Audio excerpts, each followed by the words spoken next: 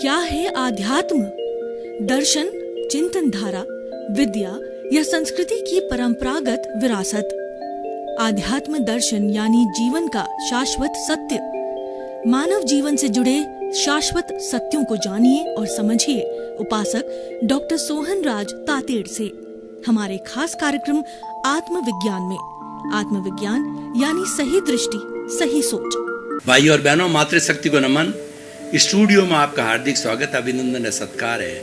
आत्मविज्ञान science of the soul कार्यक्रम के अंतर्गत हम आपको सही दृष्टि, सही सोच, राइट विजन, राइट थिंकिंग के तहत जो आपकी नकारात्मक सोच है, जो आप गलत दिशा में सोच रहे हैं, आपका गलत दृष्टिकोण है, गलत नजरिया है, आपकी दिशा गलत है, उसमें हम करेक्शन देते हैं। हमारा आत्मविज्ञान कार्यक्रम करेक्शन का कार्यक्रम है, जिसको कि हम दृष्टि विज्ञान कहते हैं। जैसी दृष्टि वैसी सृष्टि जो है हमारे इस कार्यक्रम का उद्देश्य है। ये सारा कार्य हम अलग अलग एपिसोड्स के माध्यम से करते हैं। तो आज का हमारा बहुत सुंदर विषय है द्रव्य, गुण और पर्याय। भाई और बहनों, बहुत ही सुंदर विषय है। भगवान महावीर जो कि जैन धर्म के प्रवर्तक हुए हैं, इन्होंने जो ही वो तीर्थंकर बने, जब भुवन भास्कर अवतरित हुआ उनमें, जब उनमें केवल ज्ञान हुआ, तो केवल ज्ञान होने के बाद के अंदर वो सन्यासी व मुनि जो है शरीर रूप में भगवान बन जाता है। तो वो महावीर से भगवान महावीर बन गए। केवल ज्ञान होते ही उन्होंने पहला प्रवचन किया। और ज्ञानी क्या कहते हैं? वो ज्ञानी इस दुनिया को ज्ञान देते हैं, यूनिवर्सल ट्रुथ देते हैं, सार्वभौम सत्य बताते हैं, कुदरती रचना और कुदरत का कानून बताते हैं। उससे होता क्या है? उससे मानव मात्र में परिवर्तन आता है और वो सनातन सुख को प्राप्त होता है। वो सनातन सुख ब्लिस की आत्मा है। दूसरे शब्दों में जो भगवान होते हैं, वो सम्यक दर्शन देकर के व्यक्ति को मुक्ति की ओर धीरे धीरे ले जाते हैं। तो भगवान ने पहला प्रवचन क्या दिया? उत्पाद वे द्रव्यात्मक सत।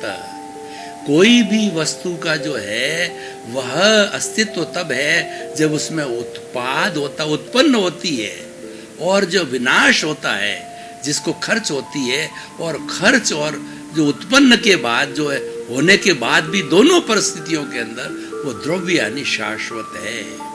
इस चीज को समझने के लिए उन्होंने द्रव्य, गुण और पर्याय बनावे। द्रव्य का मतलब वस्तु। वस्तु दो तरह की होती है, एक तो जड़ वस्तु और चेतन वस्तु। तो द्रव्य है, जड़ के गुण अलग है और चेतन के गुण अलग है। दोनों वस्तु है, दोनों द्रव्य है। तो जो जड़ होता है वो वर्ण, गंध, रस, स्पर्श वाला होता है। वो गलन मिलन धर्मा होता है, टूटता है, जुड़ता है, एक परमाणु से द्विपरमाणु, चतुर्परमाणु, और उसके बाद के अंदर बड़े बड़े जो है वो वस्तुएं बनती, जो आज विश्व में हमको दिखाई देती है। जो हमारे घर है, बंगले हैं, सड़कें हैं, हमारी जो रेलवे लाइन है वगैरह इत्यादि इत्यादि, वो सारा क्या होता है? जड़ पदार्थ है। और एक जो दूसरा होता है चेतन तत्व होता है, वो भी द्रव्य है। चेतन तत्व के अंदर क्या होता है? असंख्य चेतनामय परमाणुओं के पिंड को चेतन कहते हैं। जड़ और चेतन में अंतर क्या है? कि जड़ में कोई संवेदना नहीं होती, चेतन में संवेदना होती है। जड़ में कोई फीलिंग नहीं होती, चेतन में फीलिंग होती है। जड़ सुख दुख की अनुभूति नहीं करता, चेतन सुख दुख की अनुभूति करता है। चेतन प्रजनन करता है, अपने जैसा जीव बनाता है। जड़ नहीं बनाता, वो तो गलता है, मिलता है, जुड़ता है, टूटता है और नई चीज बन जाती है। लेकिन अपने जैसा प्रजनन, इस तरीके की 9 कैरेक्टरिस्टिक वो चेतन में, कॉन्शियसनेस में बताई जाती है, जो विज्ञान सम्मत है। विज्ञान भी उनको मानता है और उन्होंने उन सब 9 कैरेक्टरिस्टिक धारी को कॉन्शियसनेस बोला है, जिसको कि जो है वो हमारे अध्यात्म की भाषा में आत्मा बोला जाता है, जीव बोला जाता है, जिसके 23 नाम हैं। वेदांत उसको जीव कहता है और जो है वो जैन दर्शन आत्मा जीव दोनों कहता है। हर एक की अलग अलग थोड़ी थोड़ी परिभाषा के अंतर है, लेकिन वो सारा चेतन तत्व कहलाता है। तो इसलिए भाई और बहनों, ये हो गया हमारा द्रव्य हो गया। तो द्रव्य है कौन सा? जड़ और चेतन होता है। गुण, द्रव्य, गुण और पर्याय। पर्याय को मैं पहले लेता हूं। पर्याय को मोड्स बोला जाता है। उत्पाद और व्यय, जैसा मैंने पहले बताया, जो उत्पन्न होता है, व्यय होता है, जिसका विनाश होता है। लेकिन उत्पाद और व्यय होने के बाद भी वह दोनों कंडीशन के अंदर वह मूल चीज वही है।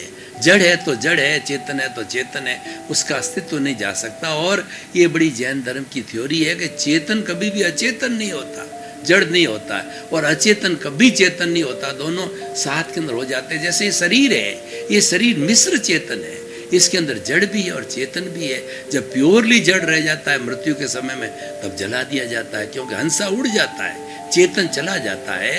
वो अंतराल गति से वो कॉजल बॉडी और प्योर शुद्ध आत्मा और ल्यूमिनस बॉडी तीनों इस शरीर को छोड़ के चले जाते हैं। पीछे से जो है ये प्योर जड़ रहता है, जिसको कि जला दिया जाता है, राम नाम सत्य हो जाता है। तो भाई और बहनों, ये हमारा उत्पाद व्यय और द्रव्य को मैं उदाहरण के द्वारा समझाना चाहता हूँ। उदाहरण से चीज अच्छी तरह से समझ में आ जाती है। एक महिला है जो बहुत दिनों से अपनी बैंगल्स पहन रही है, तो पहनते पहनते ऊब गई। वह ये चिंतन करने लगी कि क्यों नहीं इस बैंगल्स को जो है तोड़वा करके और एक अच्छा नेकलेस बना दिया जाए, जिसका कि आजकल चलन है। तो वो उनको तोड़ करके और नेकलेस बना देती है। तो नेकलेस जो बनता है वह हो गया उत्पाद, उत्पन्न हुआ। और जो बैंगल्स टूट गई वह विनाश हुआ, वो व्यय हुआ। लेकिन चाहे बैंगल हो चाहे नेकलेस हो, वो सोना सोना ही है, दोनों कंडीशन में सोना है। उसको द्रव्य कहते हैं। कहने का अर्थ होता है कि जड़ है वह हर क्षण हर वस्तु बदलती है, तो ये जड़ बदलता रहता है, परिवर्तनशील है, लेकिन जड़ जड़ ही रहता है। चेतन भी एक जन्म लिया, नरगति, तिरंज गति, मनुष्य गति, देह गति, एकेंद्रिय, द्विंद्रिय, त्रिंद्रिय, चतुरेंद्रिय, पंचेंद्रिय और मुक्ति, सब अवस्थाओं के अंदर चेतन घूमता रहता है। तो घूमते रहने के बाद भी चेतन तो चेतन ही है। पशु हो गया, जैसे कि पेड़ हो गया, पौधा हो गया, गाय बन गया, भैंस बन गया, तो चेतन तो वही है कर्मों के अधीन, लेकिन वो अलग अलग रूप बदलता रहता है। तो वह जो है वह उत्पाद व्यय होता है, लेकिन चेतन चेतन ही रहता है। तो ये हमारा द्रव्य, पर्याय और गुण। अब देखिए दोनों के अलग अलग गुण हैं। द्रव्य के गुण, चेतन के गुण अलग है, जड़ के गुण अलग है। जड़ कभी भी चेतन नहीं हो सकता, चेतन कभी भी जड़ नहीं हो सकता। तो जड़ के, अचेतन के, मैटर के, पुद्गल के जो है क्या गुण क्या है? वो गुण ये है, उसमें वर्ण होता है, गंध होता है, रस होता है, स्पर्श होता है, और वह गलन मिलन धर्मा होता है। वो गलता है, मिलता है, टूटता है, जुड़ता है। और हमारे वैज्ञानिकों ने 106 तरह के भौतिक सब्सटेंसेस बताए हैं। वो कौन से हैं? जैसे गोल्ड है, सिल्वर है और टिन है, और जब आपने वेनेडियम है और टिटानियम है। इस तरीके से 106 तरह के खोज जारी है, और भी हो सकते हैं। तो वो सारा जो है वो जड़ पदार्थ है। आज सोना है, कल मिट्टी हो जाती, मिट्टी से सोना बन जाता है, सोने से अभ्रक बन जाता है, अभ्रक से भोडल बन जाता है। ये सब बदलते रहते हैं, उत्पाद और व्यय होता है, लेकिन द्रव्य रूप के अंदर वो जड़ ही है। तो ये हमने जड़ का जो है गुण बताया। अब चेतना के गुण बताया है। उपयोग लक्षणों जीव। जीव किसे कहते हैं? जिसका उपयोग हो। उपयोग का अर्थ होता है कि उसमें ज्ञान होता है और दर्शन होता है, वह उसका उपयोग है। कभी वो ज्ञान में जाता है, कभी दर्शन में जाता है। दर्शन का मतलब मैं आपको देख रहा हूँ। प्रथम दृष्टवा हम किसी चीज़ को देखते हैं तब वो दर्शन कहलाता है। और दर्शन को जब गहरा किया जाता है, हम किसी भी व्यक्ति को, वस्तु को देख करके उसके बारे में पूरी अवधारणा बनाते हैं, कैलकुलेशन करते हैं, एनालिसिस करते हैं कि कौन है, ये कहाँ रहता है, कि क्या करता है, इसका क्या काम है, इसका क्या जॉब है, वो सारा एनालिसिस करते हैं हम, तब वो ज्ञान कहलाता है। तो इसीलिए जो है हमारा चेतन का जो लक्षण है वो ज्ञान और दर्शन लक्षण है, वो इसका गुण है। अब देखिए द्रव्य गुण पर्याय की हमने परिभाषा, इतनी गहरी परिभाषा की, लेकिन इसका उपयोग क्या है, ये निष्कर्ष क्या है? मैं जो आप आज के जो है इस एपिसोड को ऑडियंस के सामने खुला करता हूँ, तो वो क्या चीज़ है, इसका क्या, what is the social utility और व्हाट इज द रिलेवेंस, और उसकी रिलेवेंस के साथ साथ के अंदर क्या उसको जो है वो हम, इसका क्या बेनिफिट क्या है।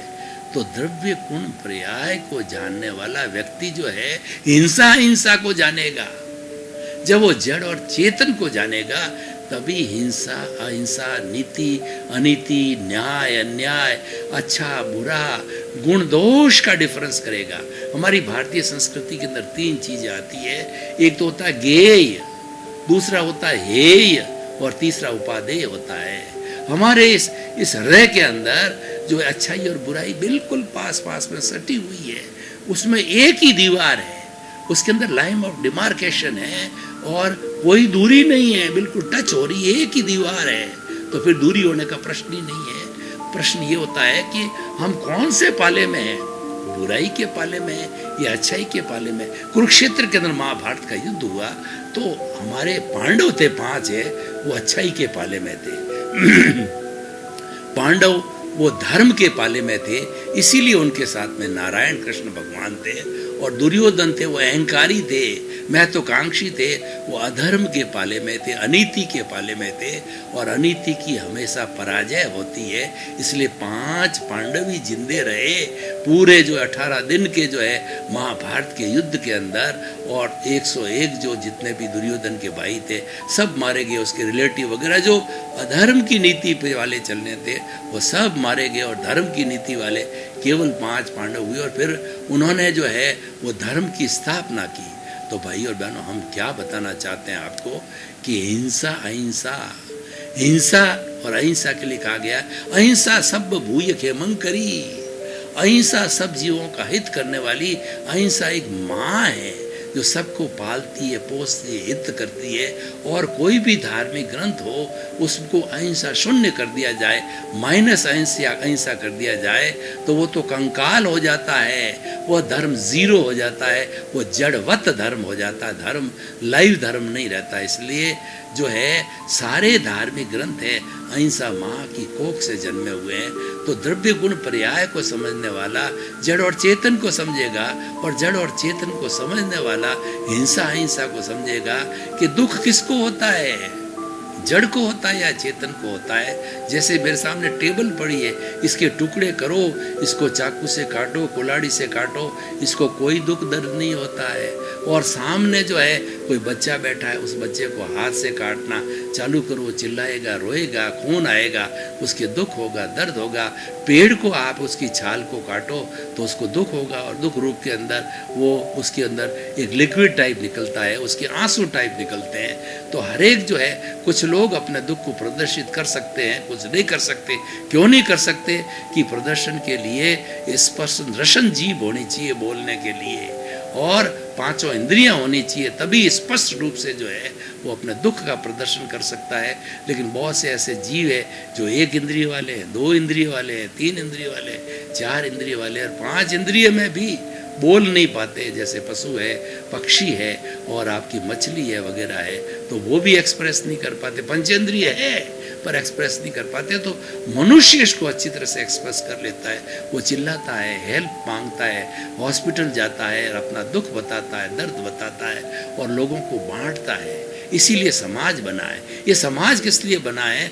दुख दर्द को, द्रव्य गुण पर्याय को समझने वाला एक अच्छे परिवार का निर्माण करता है, स्वस्थ समाज की रचना करता है, स्वस्थ राष्ट्र की रचना करता है और स्वस्थ विश्व की रचना करता है। यानी विश्व को वसुधैव कुटुंबकम बनाता है। देखिए, वसुधैव कुटुंबकम संबंध में 2 धारणा है। हमारे पुराने ऋषि मुनि थे, वसुधैव कुटुंबकम की अवधारणा जीवन जीने के संबंधी लिया करते थे, क्योंकि वो कैरेक्टर को और जीवन को बहुत ऊंचा स्थान देते। हमारी भारतीय संस्कृति में क्या कहा गया है कि if wealth is lost nothing is lost, if health is lost something is lost, if character is lost everything is lost. अगर हमारा धन चला गया तो धन तो है, वो हाथ का मैल है, फिर कमा लेंगे। स्वास्थ्य गड़बड़ हो गया तो फिर भी उसको दवाई वगैरह से रेस्ट करके ठीक कर लेंगे। लेकिन करेक्टर चल गया, चला गया।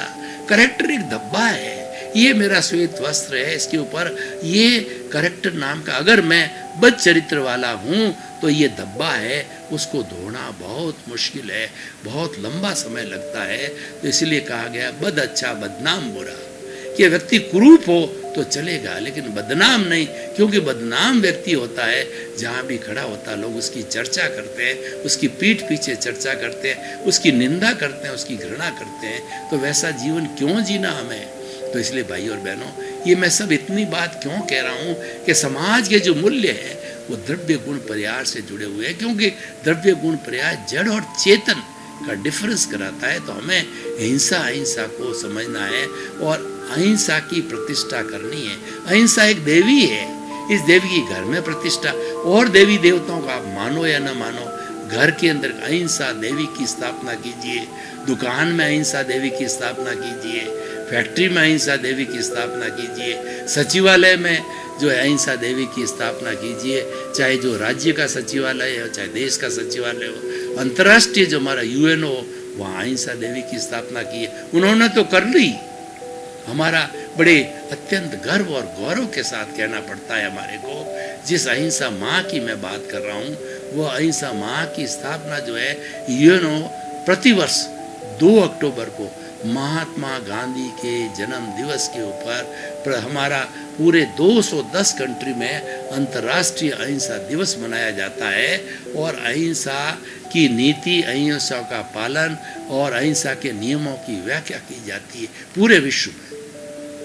ये हमारे लिए खुशी की बात है, क्योंकि पूरे विश्व के अंदर एक ही पर्सनैलिटी महात्मा गांधी, जिन्हें बिना कोई तीर कमान, बिना कोई हथियार, बिना कोई गोला, बिना कोई अस्त्र शस्त्र के, जो उन्होंने अहिंसा रूपी अस्त्र से 200 वर्ष पुरानी जो है हमारी जो ब्रिटिशर्स की जो सरकार थी, उसको जो मजबूर कर दिया जाने के लिए ये अहिंसा अमोघ वस्त्र को, क्योंकि उनके अंदर टॉलरेंस पावर थी, उनके अंदर सेक्रीफाइस था और उनके अंदर कई वो मूल्यों की व्यक्ति थे, तब ये हो पाया। तो भाई और बहनों, मैं निष्कर्ष की भाषा में आपको बताना चाहता हूँ कि द्रव्य गुण पर्याय जो है वो हमारे जीवन मूल्यों से जुड़ा हुआ है, क्योंकि इसको गहराई से समझना चाहिए कि द्रव्य क्या है, गुण क्या है, पर्याय क्या है।